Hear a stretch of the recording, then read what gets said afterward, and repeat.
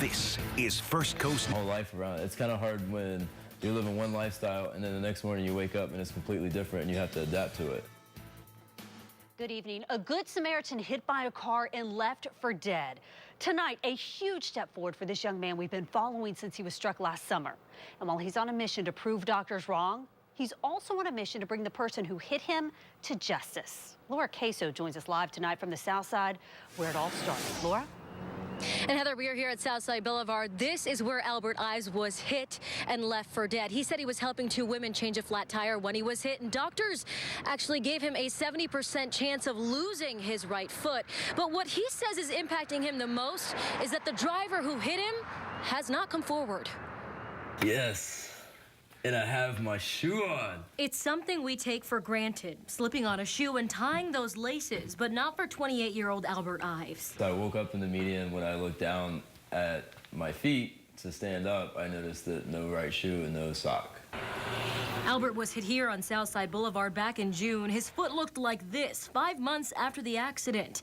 Today, nobody in a million years would ever think how important and how happy you can be when you put your shoe on. He can walk after 3 surgeries. Doctors said he might never walk again.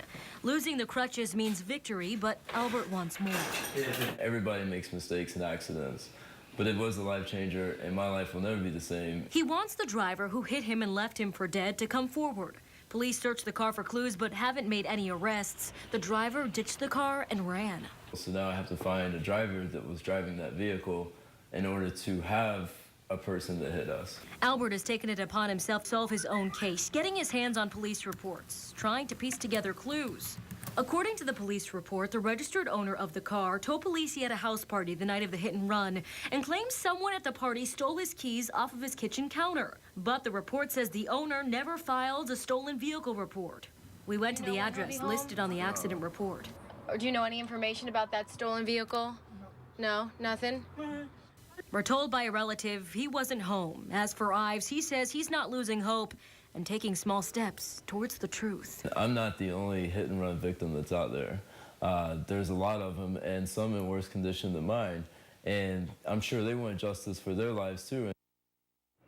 And shocking numbers from Florida Highway Patrol tonight. In 2014, there were 4,879 hit and runs in Jacksonville alone. I'm live in Jacksonville. Laura Queso, First Coast News, NBC 12, ABC 25. Staggering numbers, Laura.